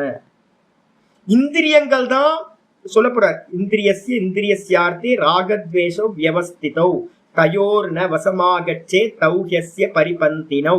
3:34 சொல்ற போற 34வது ஸ்லோகத்துல எல்லாம் ரிப்பீட்டேஷன் வரப்போகுது. இந்திரியங்கள்ல தான் பாத்தீங்கன்னா இந்திரியத்தோட வாசனைகள் பாத்தீங்கன்னா இருக்கு. காஃபி நல்லா இருக்கும் அப்படின்றது நாக்குல இருக்கு. காஃபியை பார்த்தோன்னே இந்த நாக்கு என்ன பண்ணும்? காஃபி வேணும் அப்படின்னு ஆசைப்படும். ஆசைப்பட்டு என்ன பண்ணுன்னு கேட்டீங்கன்னா உள்ள இருக்கிற மனசை பாத்தீங்கன்னா இந்த நாக்கு வலுக்கட்டாயமா பிரசபம் ஹரந்தி மனக. பிரசபம்னா என்ன பண்ணும்? வலுக்கட்டாயமா பாத்தீங்கன்னா இந்த மனதை இந்த நாக்கு என்ன பண்ணுது? வெளியில நோக்கி காஃபியை நோக்கி இழுத்துக்கிட்டு போகுது. சரி, குடுக்கலன்னா என்ன பண்ணும்? குடுக்கலன்னா என்ன பண்ணும் அப்படின்னா உள்ள மனசை பாத்தீங்கன்னா இந்த இந்திரிய வாசனைகள் என்ன பண்ணுன்னா சுக வாசனைகள் கடைஞ்செடுத்தோம். ஐயோ காஃபி கிடைக்கலையே, காஃபி கிடைக்கலையே, காஃபி கிடைக்கலையே அப்படின்னு மனசை பாத்தீங்கன்னா கடைந்து எடுக்கக்கூடியவைகளா இருக்கு. யாருக்கு? நல்லா படிச்ச மேதாவியா இருந்தாலும் இப்படிதான் நடக்கும். அப்ப என்ன அர்த்தம்னு கேட்டீங்கன்னா இந்திரிய நிகிரகம் பண்ணிதான் ஆகணும். இந்திரிய நிகிரகத்தை புத்தியோட சேர்ந்து பண்ணாம விட்டுட்டோம், விவேகத்தோட இது பொய் பொய் பொய் பொய்ன்னு சொல்லி விட்டுட்டோன்னு வச்சுங்க, இந்த மனசு இந்திரியங்கள் பாத்தீங்கன்னா ஒரு ஞானத்தை என்ன பண்ணும்? வழிபறி கொள்ளையர்கள் சொல்ற. ஏ அர்ஜுனா, இது எப்படிப்பட்டது அப்படின்னா வழிபறி கொள்ளையர்கள் உங்க ஞானத்தையும் விஞ்ஞானத்தையும் அனுபவத்தையும் என்ன பண்ணும்? கொள்ளையடிச்சுட்டு போயிடும். அதனால இந்திரியங்களை நிகிரகம் பண்ணியே ஆகணும் ஞான நிஷ்டையை அடைய நினைக்கின்றவன். 3:34 சொல்லுது. அதுதான் இங்கேயும் 60வது ஸ்லோகத்தை சொல்லியாச்சு, தமம். இதுக்கப்புறம் 61வது, தானி சர்வாணி சம்யம்ய தானி சர்வாணி சம்யம்ய யுக்த ஆசேத மத்பரஹ யுக்த ஆசேத மத்பரஹ வசேகி யஸ்யேந்திரியாணி தஸ்ய பிரஜ்ஞா பிரதிஷ்டிதா. தானி சர்வாணி சம்யம்ய யுக்த ஆசேத மத்பரஹ வசேகி யஸ்யேந்திரியாணி தஸ்ய பிரஜ்ஞா பிரதிஷ்டிதா. ஆகையினால் தானி சர்வாணி சம்யம்ய, இந்த இப்ப இது வரைக்கும் நம்ம சொன்னோமா, நம்மளுடைய ஞானத்தையும் நம்மளுடைய அனுபவத்தையும் எல்லாத்தையும் கொள்ளையடிச்சுட்டு போயிடுறது இந்த இந்திரியங்கள். வலுக்கட்டாயமா இந்த மனசை என்ன பண்ணும்? அகம்னு உள்ள திரும்பாம இந்த மனசு பாத்தீங்கன்னா வெளியிலேயே சிந்தனை பண்றதுக்கு யாரு ஹெல்ப் பண்றா, காரணமா இருக்கா? இந்த இந்திரியங்கள். இந்த இந்திரியங்கள் தான் மனசை வெளியில கொண்டுட்டு போகுது. நானுக்குள்ளார இந்த மனசு நிலை பெறாம, நம்ம புத்தி நிலை பெறாம தடுக்கிறது. அதனால என்ன பண்ணணும்னா தானி சர்வாணி, இந்த எல்லா இந்திரியங்களையும், கண்ணு காது மூக்கு வாய் இருக்குல்ல, இதெல்லாம் என்ன சரீரத்துக்கு என்ன அவசியமோ இதெல்லாம் நிதித்தியாசனத்துல போறவனுக்கு இருக்கிறது, நிஷ்டையை அடையறதுக்காக. இப்ப ட்ரை பண்ணாதீங்க. ஏன்னு கேட்டீங்கன்னா, இப்ப ஞானத்துல இருக்கும் போது எவ்வளவு முடியுமோ அவ்வளவு ட்ரை பண்ணுங்க. அனாவசியமா இருக்கிறது எல்லாத்தையும் நிப்பாட்டுங்க. இந்த இடத்துக்கு நிதித்தியாசனத்துக்கு போறவன் என்ன பண்ணணும் அப்படின்னு கேட்டீங்கன்னா, சரீரத்துக்கு எல்லாம் மினிமம் என்ன தேவையோ அதை மட்டும் எடுத்துக்கிட்டு மீதி இருக்கிற எல்லா இந்திரியங்களையும் என்ன பண்றது அப்படின்னா, தானி சர்வாணி சம்யம்ய, நல்லா கண்ட்ரோல் பண்ணி, சம்யமம்னா நல்லா கண்ட்ரோல் பண்ணி, யுக்த ஆசீத மத்பரக, ரொம்ப முக்கியமானது. என்ன பண்ணணும்னு கேட்டீங்கன்னா, மத்பரக என்னையே லட்சியமாக கொண்டு, ஆச்சாரிய சொல்றாரு, எல்லாத்தையும் கண்ட்ரோல் பண்ணிட்டு என்ன பண்ணணும், என்னையே பரமாத்மா, அகம் பிரம்மாஸ்மி, நான் பிரம்மமா இருக்கேன்னு நம்ம சொல்றோம்ல, அந்த பிரம்மத்தையே லட்சியமாக கொண்டு, யுக்த ஆசீத, யோகத்தோடு கூடினவனாக, மனோநிகிரகத்தோடு கூடினவனாக அமரட்டும்.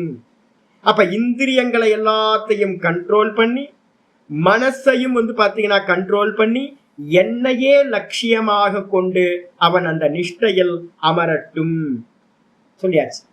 அதுக்கப்புறம் வசேகி யஸ்யேந்திரியாணி, யஸ்ய இந்திரியாணி வசே, ஏனெனில், ஈன்றதுக்கு அர்த்தம் ஏனெனில், ஏனெனில் எவனுடைய இந்திரியங்கள் வசப்பட்டனவோ, அவனுக்கு வசப்பட்டதோ, இந்திரியங்கள் வசமாச்சுன்னா மனசு வசமாயிடும். அப்போ இந்திரியங்களும் மனதும் பாத்தீங்கன்னா எவனுக்கு வசப்பட்டதோ தஸ்ய பிரஜா பிரதிஷ்டிதா, அவனுக்கு தான் பாத்தீங்கன்னா நான் பிரம்மமாயிருக்கின்ற அந்த ஞானம், அந்த ஞானத்தில் அவன் நானா நிலை பெற முடியும். அப்ப முக்கியமானது பாத்தீங்கன்னா இந்திரியங்களை என்ன பண்ணணும், கண்டிப்பா பாத்தீங்கன்னா நம்ம கண்ட்ரோல் கொண்டு வந்துதான் ஆகணும். தமம் சொல்லியாச்சு. இதுக்கப்புறம் பாத்தீங்கன்னா இது வரைக்கும் தமம் எல்லாத்தையும் சொல்லியாச்சு. ரெண்டே தான் விஷயம், சமம் தமம். அதுக்கப்புறம் பாத்தீங்கன்னா வாசனாவை பத்தி பேசியிருக்கு. திரும்ப ஆச்சாரியர் என்ன பண்றாரு, சரி இந்த சம்சாரிகளுக்கு என்ன நடக்குது, என்ன ப்ராப்ளம் நடந்துகிட்டு இருக்கு நமக்கெல்லாம் அப்படின்னு சொல்றதுக்காக ஸ்லோகத்தை 62 63 2 ஸ்லோகம் சொல்ற. சம்சாரி விஷயம் நம்ம என்ன பண்றோம்ன்றது சொல்ற. தியாயதோ விஷயான் பும்சக, 62வது ஸ்லோகம். தியாயதோ விஷயான் பும்சக சங்கஸ்தேஷு உபஜாயதே, சங்காத் சஞ்சாயதே காமஹ, காமாத் க்ரோதோபிஜாயதே. தியாயதோ விஷயான் பும்சஹ சங்கஸ்தேஷு உபஜாயதே, சங்காத் சஞ்சாயதே காமஹ, காமாத் க்ரோதோபிஜாயதே.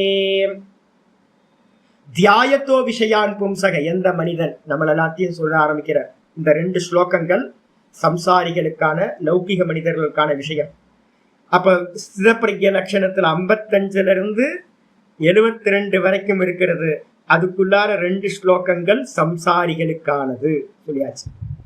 தியாயத்தோ விஷயான் பும்சக, பும்சகன மனிதன், எந்த புருஷன் எந்த மனிதன் பாத்தீங்கன்னா விஷயங்களை தியானம் பண்றானோ, விஷயங்களை சிந்தனை பண்றானோ. தியானம்னு என்ன அர்த்தம், அது எப்படி இருக்கும், இது எப்படி இருக்கும், அந்த கார்ல போனா நல்லா இருக்குமா, இதை சாப்பிட்டா நல்லா இருக்குமா, இங்க இந்த பிலிம் பார்த்தா நல்லா இருக்குமா அப்படின்னு பார்த்ததையும், விஷயங்களையே எவன் பார்த்த விஷயங்கள், அனுபவிக்கப்பட்ட விஷயங்களையும், இனி அனுபவிக்க வேண்டிய பார்க்க வேண்டிய விஷயங்களையும் சிந்தனை பண்ணிக்கிட்டே இருக்கிறானோ, அந்த விஷய சிந்தனையினால அவனுக்கு என்ன உண்டாகுது அப்படின்னா சங்கஹ தேஷு உபஜாயதே, அவன் சிந்தனை பண்ற விஷயத்துக்கு ஏத்த மாதிரி அவன் அந்த மனசு அவனுக்கு என்ன ஆகுது, அட்டாச்மெண்ட் உண்டாகுது, பற்றுதல் உண்டாகுது, ஆசக்தியானது உண்டாகிறது.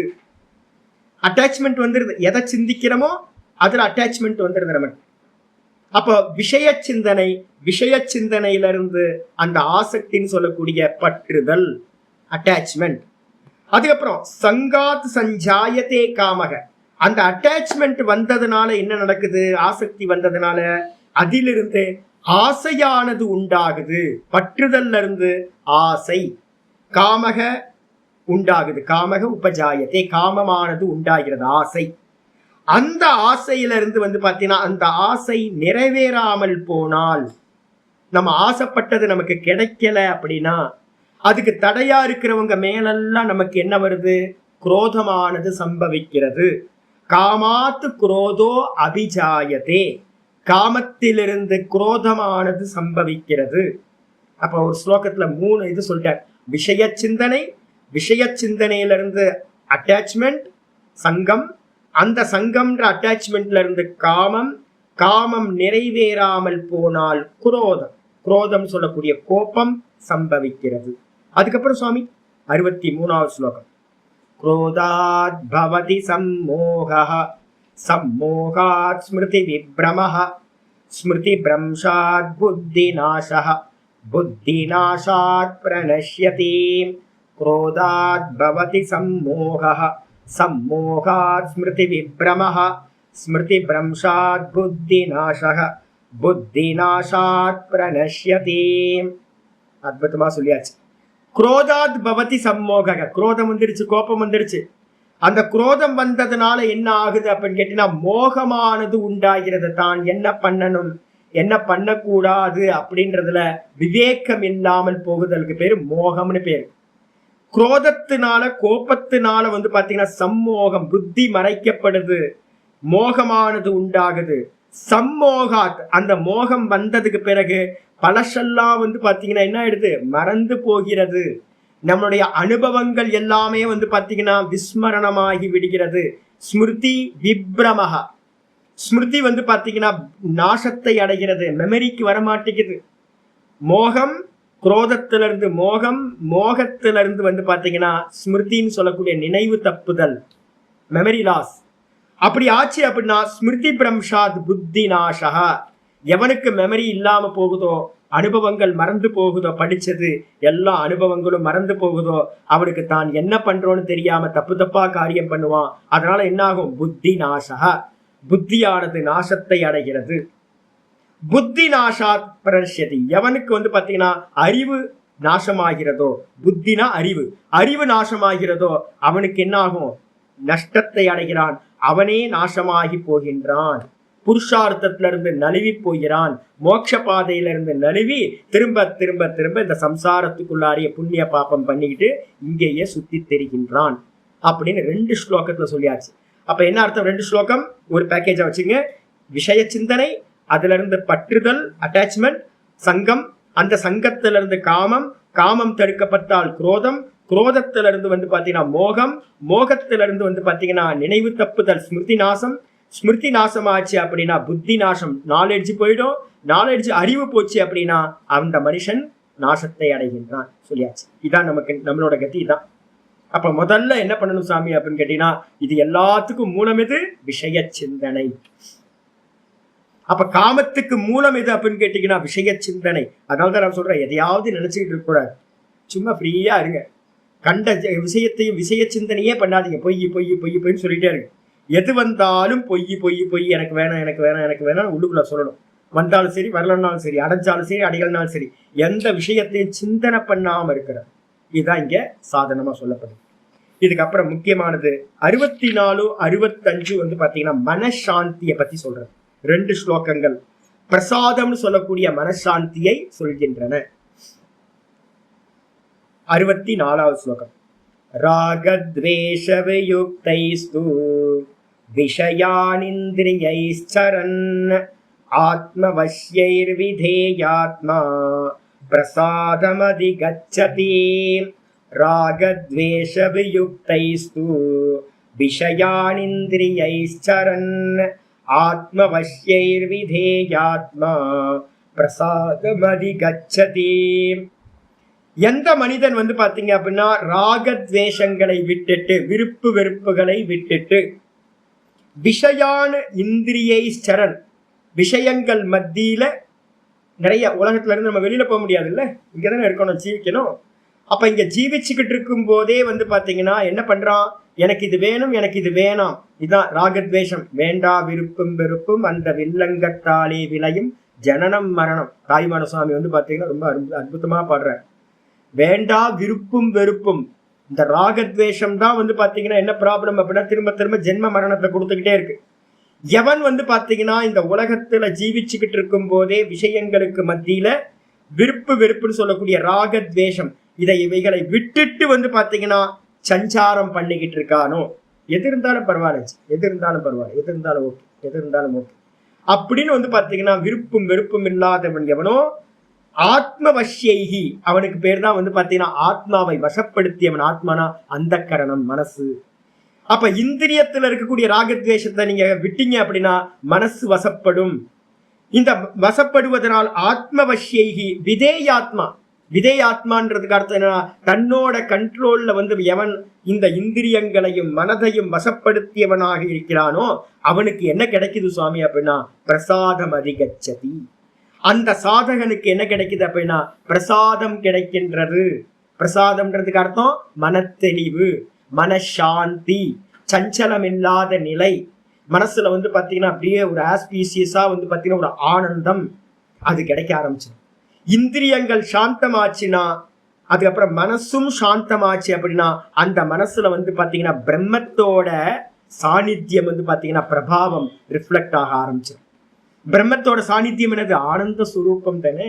அது மனசுல வந்து ரிஃப்ளெக்ட் ஆகும். இவனுக்கு வந்து பாத்தீங்கன்னா பிரசன்னமா இருப்பான், அழுக்கே இருக்காது, ஆனந்தமா வந்து பாத்தீங்கன்னா இருப்பான். சொல்லியாச்சு.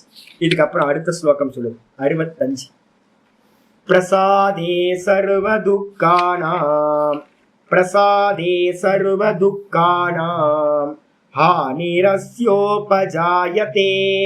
ஹானிரஸ்யோபஜாயதே பிரசன்னசேதசோ ஹ்யாசு, பிரசன்னசேதசோ ஹ்யாசு புத்தி பர்யவதிஷ்டதே, புத்தி பர்யவதிஷ்டதே. பிரசாதே சர்வ துக்கானாம் ஹானிரஸ்யோபஜாயதே பிரசன்னசேதசோ ஹ்யாசு புத்தி பர்யவதிஷ்டதே. இந்த யோக சூத்திரம் படிக்கும் போது ஒண்ணு சொல்லியிருக்கோம், நிர்விச்சார வைசாரத்யாம் அத்தியாத்ம பிரசாதனகன் ஒரு சூத்திரம் வரப்போகுது. நிர்விச்சார சமாதின்னு ஒரு சமாதியை சொல்றோம். இந்த மனசு வந்து பாத்தீங்கன்னா இந்திரியங்கள்ல இருந்து விலகி உள்ளுக்குள்ளாரிய மனசு தான் தான் தான் நிக்க ஆரம்பிக்குதுன்னு வச்சுங்க. அப்போ வந்து பாத்தீங்கன்னா மனசு வந்து சாந்தி ஆயிடுச்சு அப்படின்னா அந்த இடத்துக்கு பேரு நிர்விச்சார சமாதின்னு பேரு. அந்த நிர்விச்சார சமாதியில வந்து பாத்தீங்கன்னா என்ன சுவாமி கிடைக்கும் அப்படின்னு கேட்டீங்கன்னா, நல்லா வந்து பாத்தீங்கன்னா ஈஸ்வரனோட லீலைகளை நினைச்சு மனசுக்குள்ளார கொண்டு வந்து வெளி விஷயங்கள்ல இருக்கிற எல்லா சுகங்களையும் துக்கங்களையும் விட்டுட்டு கிருஷ்ண பரமாத்மாவோ இல்ல சிவபெருமானோட லீலைகளை வந்து பாத்தீங்கன்னா மனசுக்குள்ளார கொண்டு வந்து உள்ளுக்குள்ளார வந்து பாத்தீங்கன்னா ஒரு சந்தோஷம் கிடைக்க ஆரம்பிச்சிருச்சுன்னு வச்சுங்க, அற்புதமாயிடும். அந்த இடத்துல என்ன நடக்குது அப்படின்னு கேட்டீங்கன்னா, அந்த மனம் விஷய சிந்தனையிலிருந்து நீங்கி ஈஸ்வர சிந்தனையிலேயே இருக்கிற மனம் மனசாந்தி உண்டாகும். அந்த இடத்துல பிரசாதம் அதிகச்சதி. அவன் வந்து பாத்தீங்கன்னா அத்தியாத்ம பிரசாதம்னு ஒண்ணு கிடைக்குது. என்ன பிரசாதம்? வெளியில இருந்து வாங்குற புளியோதரையோ இல்ல வந்து பாத்தீங்கன்னா குருக்கள் கொடுக்கக்கூடிய விபூதி குங்குமமோ பிரசாதம் இல்ல. அத்தியாத்ம பிரசாதம் அப்படின்னா உள்ளுக்குள்ளாரையே பரமாத்மா அந்தர்யாமியா இருக்கிற ஈஸ்வரன் என்ன பண்றார்? இவனுக்கு வந்து பாத்தீங்கன்னா ஒரு பிரசாதத்தை கொடுக்கிறார், சக்கர பொங்கலை கொடுக்கிறார். அந்த மனசு வந்து பாத்தீங்கன்னா ஒரே பூரிச்சு போயிருக்கு. அத்தியாத்ம பிரசாதம். இந்த விஷய சுகங்கள்ல இருக்கக்கூடிய ஆனந்தத்தை காட்டிலும் உள்ளுக்குள்ளார இருக்கிற அந்த ஆனந்தம் மிகப்பெரிய ஆனந்தம். அதுக்கு பேர் தான் பிரசாதம். அந்த பிரசாதம் ஒருத்தனுக்கு கிடைச்சிருச்சு அப்படின்னா உள்ள வந்து பாத்தீங்கன்னா ரமிச்சுக்கிட்டே இருப்பான். இந்த பக்த மகான்கள்லாம் பாத்தீங்க அப்படின்னா தெரியும், உள்ளுக்குள்ள சிரிச்சுக்கிட்டே இருப்பான். வெளியில வந்து பாத்தீங்கன்னா என்ன நடந்துகிட்டு இருக்கோம், வேற வேற விதமா நடந்துகிட்டு இருக்கோம். ஆனா உள்ளுக்குள்ளார அவனுக்கு ஆனந்தம் வந்து பாத்தீங்கன்னா பெரு அளவுல கிடைக்கும். அப்ப அந்த ஆனந்தம் ஒருத்தருக்கு அந்த பிரசாதம்னு சொல்லக்கூடிய மனசாந்தி மூலமா உண்டாகக்கூடிய சாந்தி சந்தோஷம் கிடைச்சது அப்படின்னா சர்வ துக்கானாம் ஹானிகி பவதி உபஜாயத்தை. வெளியில இருக்கக்கூடிய எல்லா துக்கங்களும் அவனுக்கு என்ன ஆகும்னா நஷ்டமாகி போகும். நஷ்டமாகுமா சாமினா? நஷ்டமாகுன்னு என்ன அர்த்தம்? டிஸ்கனெக்ட் ஆயிரும். தேகத்தோட வந்து பாத்தீங்கன்னா டிஸ்கனெக்ட் ஆகுறது. எப்படி ஒரு பேராசிட்டமல் போட்டாவே நடந்துருது இல்லைங்க. யோசிச்சு பாரு, ஒரு பேராசிட்டமல் 600 போட்டீங்கன்னு வச்சுங்க, என்ன பெயின் இருக்கோ டக்குன்னு போயிடும். தெரியவே தெரியாது, நல்லா தூங்கி போறோம் இல்ல. அப்போ ஒரு பேராசிட்டமல்லே வந்து பாத்தீங்கன்னா டிஸ்கனெக்ட் பண்ணுது அப்படின்னா இந்த தேகத்தோட ஆன்டிபயாட்டிக் என்ன பண்ணுது? அதை என்ன பண்ணுது? நர்வ் சிஸ்டத்தை வந்து பாத்தீங்கன்னா அந்த டைம்ல அந்த வலியை உணராம என்ன பண்ணுது? டிஸ்கனெக்ட் பண்ணுது. அந்த மருந்தோட வீரியம் இருக்கிற வரைக்கும் நமக்கு என்ன இருக்கு? வலியோட இது எதுவுமே தெரியாம இருக்கும். இதே காரியம் வந்து பாத்தீங்கன்னா இந்த பிரசாதம் சொல்லக்கூடிய மனசாந்தி பண்ணுது. என்ன பண்ணுது? எல்லா துக்கங்கள்ல இருந்தும் இந்த சரீரத்துல இருக்கக்கூடிய சம்பவிக்கிற எல்லா விஷயங்கள்ல இருந்தும் டிஸ்கனெக்ட் பண்ணிடுது. அவன் உள்ளுக்குள்ளார வந்து பாத்தீங்கன்னா ஆத்மா ராமனா உள்ளுக்குள்ளார சந்தோஷமா இருக்கான். அதனால வெளியில இருக்க பாப்பங்கள் எல்லாம் நாசமாகுது. பிரசன்ன சேத்தசோ, எவனுக்கு வந்து பாத்தீங்கன்னா இந்த சித்தம் வந்து பாத்தீங்கன்னா இந்த பிரசன்னமா ஆயிடுச்சோ, பிரசன்னம்னா என்ன அர்த்தம்? மலங்கள் அற்றதா, விஷய வாசனைகள் இல்லாம தெளிந்ததா ஆயிடுச்சோ அவனுக்கு வந்து பாத்தீங்கன்னா ஆசு புத்தி பரியவதிஷ்டதே. இந்த மாதிரி மனம் விஷய வாசனைகளை விட்டு இருந்துச்சுன்னா அவனுடைய புத்தியானது ரொம்ப சீக்கிரமா, ஆசுனா சீக்கிரம், சீக்கிரமா வந்து பாத்தீங்கன்னா பரிய அவதிஷ்டதே முழுசா நிலை பெறுகிறது. வாசனை இல்லை அப்படின்னா ஒன்னும் ட்ரபிள் இல்லை, இந்திரியங்கள் ப்ராப்ளம் இல்லை, மனசும் வந்து பாத்தீங்க அப்படின்னா தான் தானே சுகம் அடைய ஆரம்பிச்சிருச்சு. அப்படி இருக்கும் போது புத்தியில கேட்டோம்னா ஞானம் அகம் பிரம்மாஸ்மின்னு குருநாதர் மூலமா சாஸ்திரத்து மூலமா அந்த ஞானம் பலித்தமாக ஆரம்பிக்கும். அந்த ஞானத்தினால என்ன பண்ணுவான், இந்த புத்தி ஆத்மாவில் நிலை பெற ஆரம்பிக்கும். நான் பிரம்மமா இருக்கேன் அப்படின்னு அது சாலிடா நிலை பெற ஆரம்பிக்கிறது. சொல்லியாச்சு, பிரசாதம் ரொம்ப முக்கியம். அதுக்கு அடுத்து சொல்ற நாஸ்தி புத்திரயுக்தஸ்ய நச்சாயுக்தஸ்ய பாவனா நச்சா பாவயத சாந்திஹி அசாந்தஸ்ய குத சுகம்.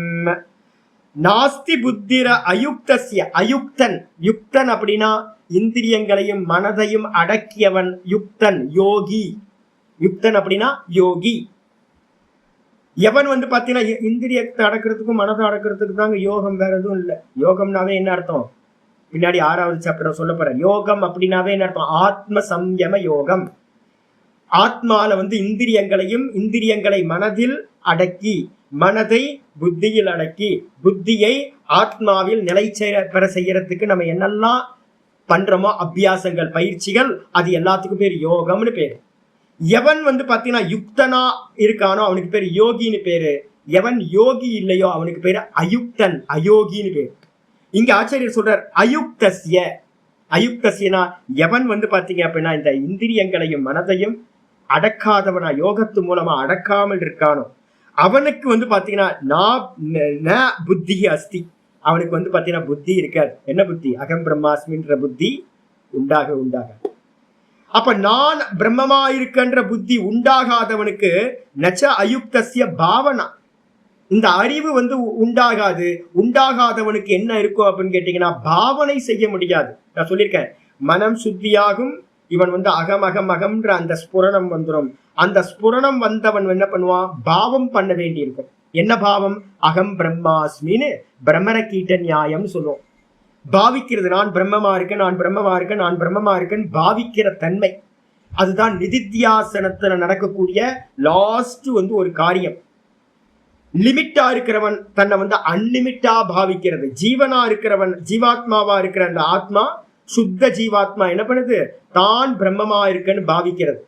எவனுக்கு அறிவு உண்டாகலையோ, விஷய சிந்தனையினால மனசு அடங்காம, இந்திரியங்கள் அடங்காம, புத்தி ஸ்ட்ராங்கா இல்லையோ, நான் பிரம்மம்னு, நான் ஆத்மானு, அவனுக்கு வந்து பாத்தீங்கன்னா நான் பிரம்மமா இருக்கேன்னு பாவிக்கவே முடியாது. அதான் சொல்றார் அயுக்தஸ்ய பாவனா நாஸ்தி.